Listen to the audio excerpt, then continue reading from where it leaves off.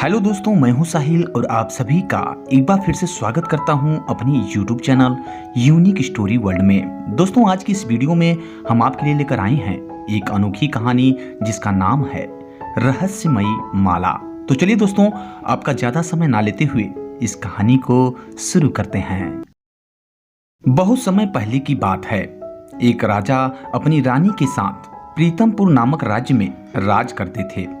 उन्हें किसी भी चीज की कोई कमी नहीं थी। अगर कमी थी तो मात्र एक संतान की, जिसके कारण वे दोनों हमेशा चिंतित और परेशान रहते थे। एक बार एक महात्मा उनके राजमहल में आए। राजा ने उनका खूब स्वागत सत्कार किया, जिससे महात्मा राजा के स्वागत भाव से बहुत प्रसन्न हुए।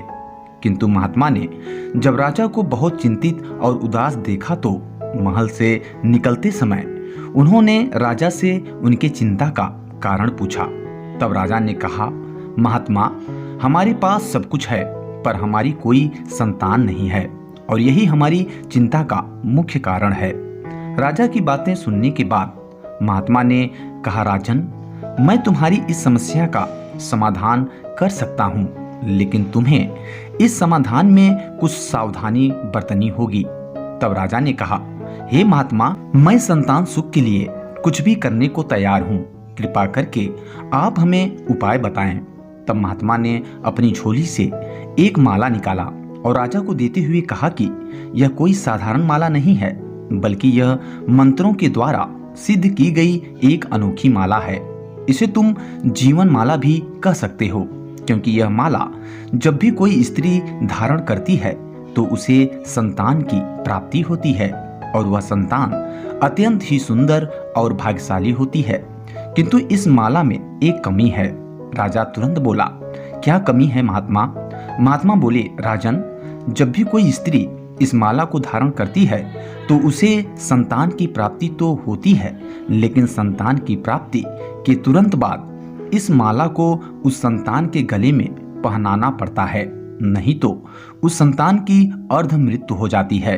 अर्थात वह संतान न तो पूरी तरह मरता है और न ही पूरी तरह जिंदा रहता है, अर्थात वह अचेतावस्था में चला जाता है। लेकिन अगर वह इस माला को दोबारा धारण करता है तो उसके अंदर फिर से जान आ जाती है और वह पहले जैसा हो जाता है।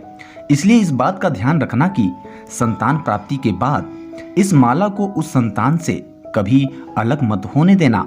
राजा ने कहा, महात्मा, मैं इस बात का हमेशा ध्यान रखूंगा और इस माला को अपनी संतान से कभी अलग नहीं होने दूंगा। अब राजा ने महात्मा को प्रणाम किया और उनको ससम्मान विदा किया और वह माला लाकर अपनी रानी के गले में पहना दिया। धीरे धीरे समय बीतने लगा और फिर एक दिन रानी ने एक सुंदर सी पुत्री को जन्म दिया, जिसका नाम उन्होंने चंद्रिका रखा। और महात्मा के बताए अनुसार पुत्री के जन्म के तुरंत बाद ही वह माला रानी के गले से निकालकर राजा ने अपनी पुत्री के गले में पहना दिया। पुत्री के जन्म के बाद राजा रानी ने उसका भविष्य जानने के लिए अपने राज्य ज्योतिषी से सलाह ली। राज्य ज्योतिषी ने बताया कि राजकुमारी वास्तव में बहुत ही भाग्यशाली हैं और ऐसा हुआ भी। जब राजकुमारी चंद्रिका युवा होने लगी तो बहुत ही सुंदर दिखने लगी। जब वह अपने ओंठ खोलती तो उनके अधरों से मोती गिरते और जब वह चलती तो उनके पैरों के दोनों तरफ से बहुमूल्य रत्न बिखरने लगते। वह इतनी भाग्यशाली थी कि उनके युवा होते होते उनके पिता उस क्षेत्र के सबसे धनवान और संपन्न राजा बन गए। राजकुमारी जब बड़ी हो गई तब राजा रानी ने उन्हें माला की सच्चाई बताई और उनसे कहा कि वह इस माला को कभी भी अपने से अलग ना करें और हम इसे हमेशा अपने गले में ही पहने रखें। राजकुमारी चंद्रिका जब 16 साल की हुई तब राजा ने उनके जन्मदिन पर उन्हें सोने की चप्पलें उपहार में दी। राजकुमारी ने अपने पिता को धन्यवाद दिया और अपनी सेविकाओं के साथ वही चप्पल पहनकर वह पहाड़ों पर सैर करने के लिए जाने लगी। राजकुमारी चंद्रिका जब उस सोने की चप्पल को अपने नाजुक पैरों में पहनती तो उनके पैरों की सुंदरता और भी बढ़ जाती थी। एक दिन राजकुमारी अपनी सेविकाओं के साथ पहाड़ पर बने महल के आसपास जंगली फूल चुन रही थी कि तभी उनका पैर फिसल गया जिससे उनकी एक पैर की चप्पल पहाड़ की ढलान से नीचे गिर गई। राजकुमारी ने अपने परिचारकों को ढूंढने के लिए भेजा। कुछ समय बाद वे वापस लौटे, मगर उनको वह सोने की चप्पल कहीं नहीं मिली। और जब यह सूचना राजा को मिली तो उन्होंने घोषणा की कि जो कोई भी इस चप्पल को ढूंढ कर लाएगा तो उसे अच्छा खासा इनाम दिया जाएगा। अब राजकुमारी के एक पैर की चप्पल ढूंढने की बहुत कोशिश की गई, लेकिन कोई भी उनके एक पैर की चप्पल को ढूंढ नहीं पाया। कुछ समय बाद प्रेमनगर का एक युवा राजकुमार जिसका नाम यश था, उन्हीं पहाड़ों से गुजर रहा था कि तभी उसे रास्ते में जंगलों के ठीक बीचों बीच राजकुमारी चंद्रिका की वही चमकती हुई चप्पल दिखाई पड़ी।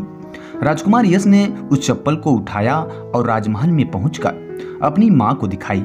मां ने कहा, बेटे यश, यह चप्पल अवश्य ही किसी सुंदर राजकुमारी की है। यदि यह चप्पल इतनी सुंदर है तो जरा सोचो कि वह राजकुमारी कितनी सुंदर होंगी। अब प्रेमनगर के राजा ने सभी दिशाओं में अपने राजदूत भेजे यह पता लगाने के लिए कि आखिर यह खोई हुई चप्पल किसकी है, पर कई दिनों तक कहीं से कोई सूचना प्राप्त न हुई। लेकिन कुछ दिनों के बाद राजा के दरबार में कुछ यात्रियों ने आकर सूचना दी कि बहुत दूर प्रीतमपुर नामक राज्य में एक राजा रहता है जिसकी बेटी की एक सोने की चप्पल पहाड़ियों से गिर गई थी। राजा रानी और कुछ सलाहकारों ने कहा कि यह चप्पल निश्चित ही उसी राजा की बेटी की ही है। अतः रानी ने अपने बेटे यश से कहा, बेटा यश, अब तो यह निश्चित है कि यह सोने की चप्पल दूर के राज्य प्रीतमपुर के राजा की पुत्री की ही है, इसलिए तुम यह चप्पल उनके महल तक लेकर चले जाओ। यदि वह तुम्हें सोना चांदी या धन इनाम के तौर पर दें तो उन्हें स्वीकार मत करना, बल्कि सीधे उनसे उनकी बेटी का हाथ मांगना। राजकुमार यश ने वैसा ही किया जैसा कि उनकी मां ने कहा, और फिर कई दिनों की लंबी यात्रा तय करने के बाद राजकुमार यश प्रीतमपुर नामक राज्य में पहुंचा। वह प्रीतमपुर के राजा से मिला और कहा, राजन, मुझे आपकी बेटी की यह चप्पल मिली है, वही लौटाने आया हूँ। राजा ने जब अपनी पुत्री की चप्पल देखी तो बहुत प्रसन्न हुए और राजकुमार यश से पूछा, बताइए आपको क्या इनाम चाहिए? मैं आपको घोड़े दूं, चांदी दूं, सोना दूं, क्या दूं?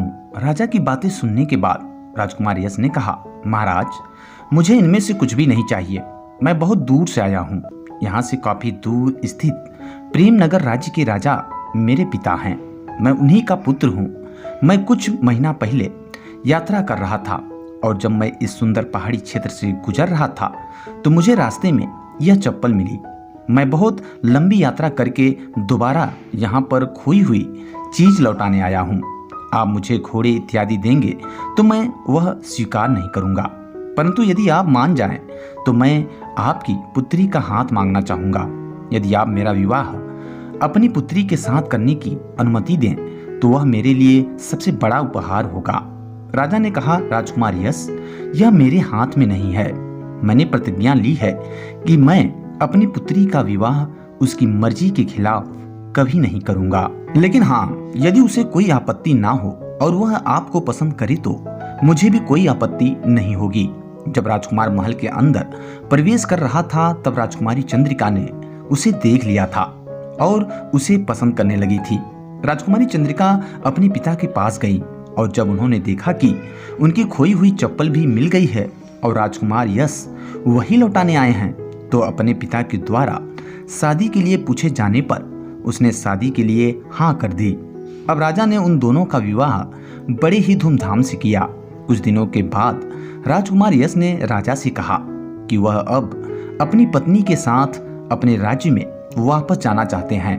अतः राजा और रानी ने उन्हें जाने की अनुमति दे दी और जाते समय राजा ने राजकुमार यश से कहा, राजकुमार, यह हमारी आंखों का तारा है, इसका ध्यान रखना और यह जो इसके गले में माला है इसे कभी उतरने न देना, क्योंकि इसी माला में राजकुमारी चंद्रिका की जान है। और फिर राजा रानी और दरबारियों ने उन्हें ढेर सारे उपहार के साथ धन दौलत, हाथी घोड़े, सोने चांदी इत्यादि वस्तुएं राजकुमार यश को देकर उन्हें विदा किया। अब राजकुमार अपनी पत्नी चंद्रिका के साथ अपने राज्य प्रेमनगर पहुंचा और जब प्रेमनगर के बूढ़े राजा रानी ने अपने बेटे को एक अति सुंदर बहू के साथ आते हुए देखा तो उनकी खुशी का ठिकाना न रहा। और फिर इसी खुशी के माहौल में राजकुमारी चंद्रिका अपने पति यश के साथ रहने लगी। मगर वहां पर एक समस्या थी, और समस्या यह थी कि राजकुमार यश का विवाह पहले ही किसी अन्य स्त्री के साथ हो चुका था, जो कि एक घमंडी लड़की थी, और वह राजा रानी को पसंद नहीं करती थी और ना ही उनकी सेवा करती थी, जिसके कारण राजा रानी भी उसे पसंद नहीं करते थे। लेकिन नई बहू अर्थात राजकुमारी चंद्रिका के आने से राजा रानी बहुत ही प्रसन्न थे और संतुष्ट भी, क्योंकि उनके पुत्र को एक अच्छी पत्नी मिल गई थी और उन्हें एक अच्छी बहू भी। इधर राजकुमार भी बहुत खुशी का अनुभव कर रहा था। लेकिन राजकुमार यश की जो पहली पत्नी थी, जिसका नाम सुचित्रा था, वह अपने से अत्यधिक सुंदर राजकुमारी चंद्रिका की सुंदरता और उनके गुणों को देखकर उनसे ईर्ष्या करने लगी और उन्हें मारने का षड्यंत्र रचने लगी। राजकुमार के बूढ़े माता पिता यह देखकर चिंता में पड़ गए कि कहीं पुरानी बहू नई बहू का कोई अहित न कर दे। इसलिए उन्होंने राजकुमारी चंद्रिका को अपने पास बुलाया और कहा कि उसे पुरानी बहू यानी सुचित्रा से सावधान रहना चाहिए। इस बात पर राजकुमारी चंद्रिका ने कहा, माँ, वह तो मेरी बहन के जैसी है, भला मुझे उससे क्या डर, मैं तो उनसे प्यार करती हूँ, इसलिए वह भी मुझसे प्यार ही करती होंगी। राजा रानी राजकुमारी चंद्रिका के इस विचार को सुनकर और भी प्रसन्न हो गए, मगर वे अपनी पुरानी बहू के स्वभाव से भली भांति परिचित थे। कुछ महीनों तक सब कुछ ठीक ठाक चलता रहा, मगर एक दिन अचानक राजकुमार यश को दूर देश की यात्रा के लिए जाना पड़ा। उस समय वे राजकुमारी चंद्रिका को अपने साथ नहीं ले जा सकते थे, इसलिए उसने अपने माता पिता से कहा कि उसकी पत्नी अर्थात राजकुमारी चंद्रिका का ध्यान रखें और देखते रहें कि पुरानी बहू सुचित्रा कहीं कोई शरारत न करे। राजकुमार यश के जाने के बाद पहली बहू सुचित्रा राजकुमारी चंद्रिका के कमरे में आई और बोली, हमारे पति छोटे राजा हैं, इसलिए वे दूर देश की यात्रा पर गए हैं। वे अपना ज्यादा समय तुम्हारे साथ ही बिताते हैं, क्योंकि तुम बहुत सुंदर हो और प्रीतमपुर की राजकुमारी भी हो। वह तुम्हें मेरी अपेक्षा बहुत अधिक प्यार करते हैं। हम दोनों तो बहनें जैसी हैं, इसलिए हमें आपस में मिलकर रहना चाहिए। मैं तुम्हारे पास आती रहूंगी और तुम भी मेरे पास आती रहना। इस बात पर राजकुमारी चंद्रिका ने कहा कि दीदी, मुझे भी आपसे मिलना अच्छा लगेगा। और फिर राजकुमारी चंद्रिका उसे अपने गहने और कीमती चीजें दिखाने लगी जो वह अपने पिता के घर से लाई थी। तभी पुरानी बहू सुचित्रा ने कहा, मगर यह क्या, तुम हमेशा ही यह साधारण सी माला क्यों पहने रहती हो? अगर पहनना ही है तो सोने का हार पहनो। तब राजकुमारी चंद्रिका ने कहा, दीदी, यह कोई साधारण माला नहीं है, बल्कि यह बहुत ही अनमोल है, क्योंकि यह माला ही मेरी रक्षक है और मेरा जीवन भी। इसलिए यह साधारण सी माला मैं अपने गले में सदा ही पहने रहती हूँ और इसे कभी भी अपने आप से अलग नहीं करती हूँ। जब यह राज पुरानी बहू यानी सुचित्रा ने सुना तो वह मन ही मन बहुत प्रसन्न हुई और सोचने लगी कि कैसे इस माला को चुराया जाए, क्योंकि वह स्वयं तो माला चुरा नहीं सकती थी। इसलिए उसने अपने कमरे में पहुंचकर अपने विश्वसनीय सेविका को बुलाया और उससे कहा कि आज रात तुम किसी भी तरह राजकुमारी चंद्रिका के कमरे में चली जाना और उसके गले से उसका माला जो वह सदा पहने रहती है उसे उतार लेना और फिर उस माला को अपने गले में पहन लेना। और जैसे ही वह माला चंद्रिका के गले से उतरेगा वैसे ही वह प्राणहीन हो जाएगी और मैं फिर से यहाँ पर राज करूंगी। यह कहकर वह हंसने लगी। अब सेविका ने अपने स्वामिनी के आदेश का पालन किया। वह रात को राजकुमारी चंद्रिका के कमरे में गई और जब राजकुमारी चंद्रिका गहरी नींद में सो रही थी तब उसने उनके गले से वह माला उतारी और अपने गले में पहन लिया। और जैसे ही वह माला राजकुमारी चंद्रिका के शरीर से अलग हुआ वैसे ही उनके शरीर से प्राण भी निकल गए। अगली सुबह जब राजकुमारी चंद्रिका नहीं उठी तब बूढ़े राजा रानी ने अपनी प्यारी बहू चंद्रिका को देखने के लिए उसके कमरे की तरफ गए, लेकिन उन्होंने देखा कि दरवाजा अभी भी बंद है। अतः उन्होंने देर तक दरवाजा खटखटाया मगर किसी ने दरवाजा नहीं खोला। फिर उन्होंने दूसरे दरवाजे से अंदर जाकर देखा तो अपनी बहू चंद्रिका को लेटे हुए पाया। उनका शरीर पूरी तरह से ठंडा पड़ चुका था और चेहरे का रंग भी सफेद हो चुका था। वह न तो पूरी तरह जीवित थी और न ही पूरी तरह से मरी हुई थी, परंतु वह बेसुध थी। उन्होंने कमरे के बाहर सोए हुए पहरेदारों से पूछा कि क्या उन्होंने किसी को यहाँ आते देखा है और क्या वह रात को बीमार तो नहीं हो गई थी। लेकिन पहरेदारों ने कहा कि न तो कोई यहाँ आया था और न ही वह बीमार सी दिख रही थी। अतः उन्होंने उसी समय अपने राजवैद्य को बुलाया और जब राजवैद्य ने राजकुमारी चंद्रिका को देखा तो उसने कहा कि बहू के शरीर में प्राण ही नहीं है, अर्थात वह मृत है। और जब यह बात राजा रानी ने सुनी तो उनके पैरों तले जमीन खिसक गई। वे अत्यंत ही दुखी हुए और वे दोनों शोक में डूब गए। उन्हें कुछ समझ में नहीं आ रहा था कि वह क्या करें। अतः उन्होंने राजकुमार के आने तक अपनी बहू के मृत शरीर को राजमहल के पास ही एक मंडप में रखवा दिया ताकि राजकुमार के आने पर उसका दाह संस्कार करवा सकें। अब वे राजकुमार के आने की प्रतीक्षा करने लगे, लेकिन डर इस बात की थी कि कहीं राजकुमार के आते आते वह लाश सड़ न जाए। लेकिन ताज्जुब यह था कि शरीर में कोई भी परिवर्तन नहीं हुआ और न ही किसी प्रकार का क्षय। इसलिए राजा और रानी अब हर रोज मंडप के पास जाते और अपनी प्यारी बहू का शांत चेहरा देखकर चले आते। और फिर कुछ दिनों के बाद राजकुमार यश वापस लौटे और जब उन्होंने अपनी पत्नी के मरने का समाचार सुना तो वे अंदर से बुरी तरह से टूट गए। उन्हें राजकुमारी चंद्रिका के अंतिम दर्शन के लिए मंडप के पास ले जाया गया और जब राजकुमार यश ने राजकुमारी चंद्रिका का चेहरा देखा तो वे फूट फूट कर रोने लगे। राजकुमारी चंद्रिका का चेहरा आज भी वैसा ही सुंदर था जैसा कि पहले। उनके होंठ आज भी गुलाब की पंखड़ियों की तरह कोमल और खिले हुए थे जैसा कि वे पहले थे। उनके चेहरे पर आज भी वही लाली थी जो पहले हुआ करती थी। उनके चेहरे को देखकर ऐसा लगता था कि मानो जैसे वह सोई हुई हो।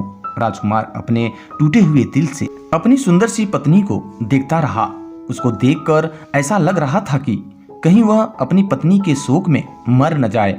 राजकुमार यश अपने भाग्य को कोस रहा था कि क्यों उसे दूर देश की यात्रा पर जाना पड़ा। न वह जाता और न वह अपनी पत्नी के अंतिम क्षणों और अंतिम संवाद से वंचित रहता। राजकुमार पूरा दिन मंडप के सामने बैठकर रोता रहा। संध्या के समय उसे महल की ओर ले जाया गया, लेकिन फिर भी वह जाने से इनकार करता रहा और अपनी पत्नी की ओर देखते हुए कहने लगा, शायद यह तुम्हारे अंतिम दर्शन है मेरी प्राण प्रिय। न जाने कल मैं रहूं न रहूं, मेरी मनोरम, मेरी प्यारी पत्नी, मेरी प्यारी चंद्रिका। राजकुमार की ऐसी दशा देखकर बूढ़े राजा रानी को लगा कि शायद उनका बेटा कहीं पागल ना हो जाए या फिर उसकी भी मृत्यु न हो जाए। इसलिए उन्होंने उसे दूसरे दिन मंडप की ओर जाने से मना कर दिया। इधर जिस सेविका ने राजकुमारी चंद्रिका के गले से माला उतारी थी और अपने गले में पहना था, वह रोज शाम को सोते समय अपने आभूषण, माला और चूड़ियां उतारती थी और फिर अगली सुबह उन्हें पहन लेती थी। जब वह शाम के समय माला उतारती तो उस समय राजकुमारी चंद्रिका के शरीर में प्राण शक्ति जागृत हो जाती और वह जीवित हो जाती थी। लेकिन जब सेविका वह माला फिर से पहन लेती थी तो उस समय राजकुमारी चंद्रिका फिर से मृत हो जाती थी। लेकिन यह बात कोई भी जान न सका क्योंकि राजा और रानी दिन में आते थे और राजकुमारी चंद्रिका के मृत शरीर को देखकर फिर चले जाते थे। वे समझ नहीं पाते कि क्या करें। यह उनकी प्यारी बहू का क्या हाल हो गया, बेटे को कैसे संभालें, संस्कार करवाएं या नहीं। वे बूढ़े राजा रानी कोई निर्णय नहीं ले पा रहे थे। और इधर राजकुमारी चंद्रिका जब पहली बार रात के समय जागृत हुई तो वह डर गईं, लेकिन बाद में वह सब समझ गईं कि उनके गले की माला को चुराया गया है और जिसके कारण उनके साथ ऐसा हो रहा है। अतः उन्होंने सोचा कि सुबह होते ही वह महल में घुस जाएंगी और अपनी खोई हुई माला को ढूंढकर पहन लेंगी। लेकिन वह सुबह कभी न आई क्योंकि सूर्य की पहली किरण फूटते ही सेविका उनकी माला को पहन लेती थी, जिसके कारण वह फिर से मृत हो जाती थी और अपनी माला को ना ढूंढ पाती और ना ही उसको पहन पाती थी।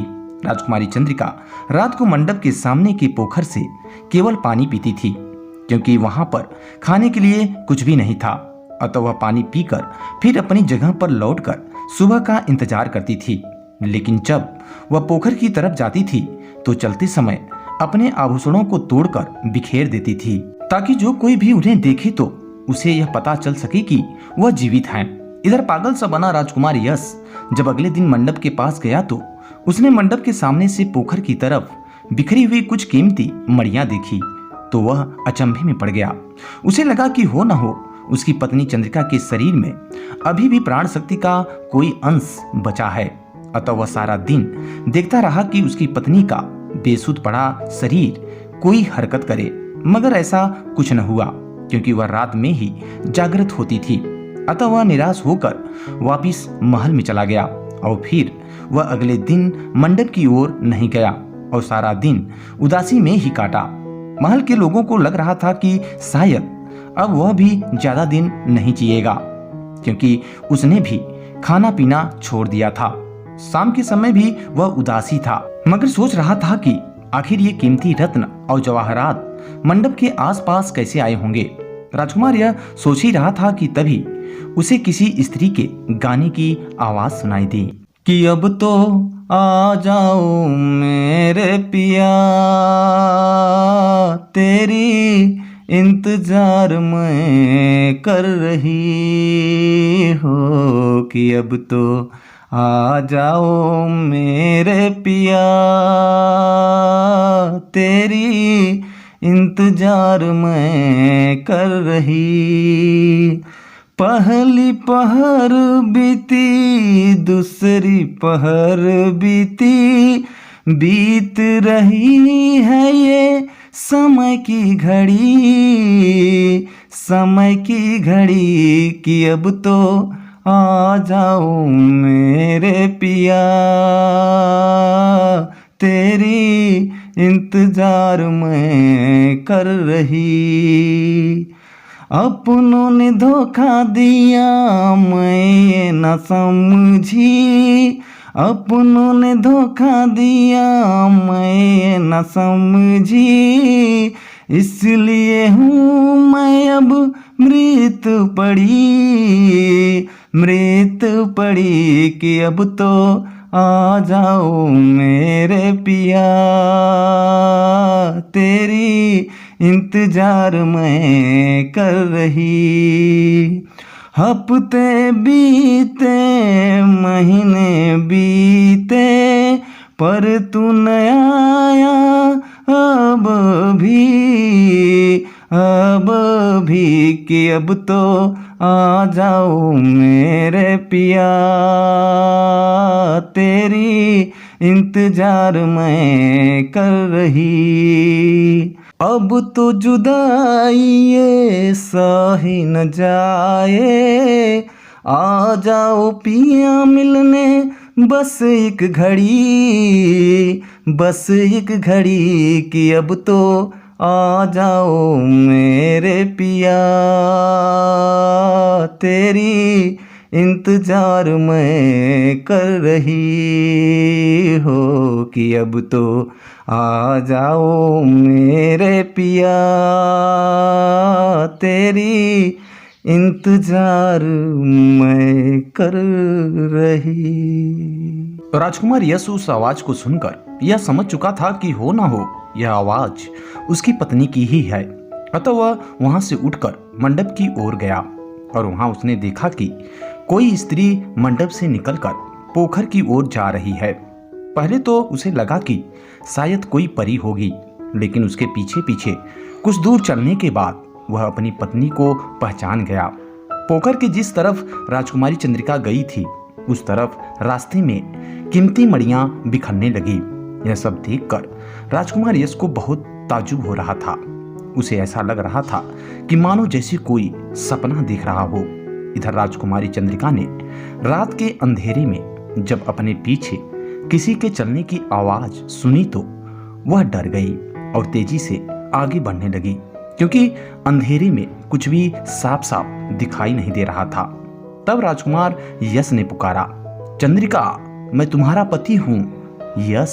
अब राजकुमारी चंद्रिका अपने पति की आवाज पहचान गई और वह मंडप के पास आई जहां पर दीपक जल रहा था। दोनों ने एक दूसरे को देखा और गले लग गए। राजकुमार ने कहा, कहीं मैं यह सपना तो नहीं देख रहा? राजकुमारी चंद्रिका ने कहा, नहीं, आप यह सपना नहीं देख रहे हैं, बल्कि यह हकीकत है। इस समय मैं जीवित हूँ और मैं ही आपकी पत्नी चंद्रिका हूँ, मगर दिन में मैं मर जाती हूँ। आपके जाने के बाद किसी ने मेरी जीवन माला चुरा लिया, जिसके कारण मेरी ये हालत हुई है। राजकुमार ने जब उनके गले की तरफ देखा तो वहां पर वह माला थी ही नहीं, जिसकी चंद्रिका के माता पिता ने रक्षा करने को कहा था।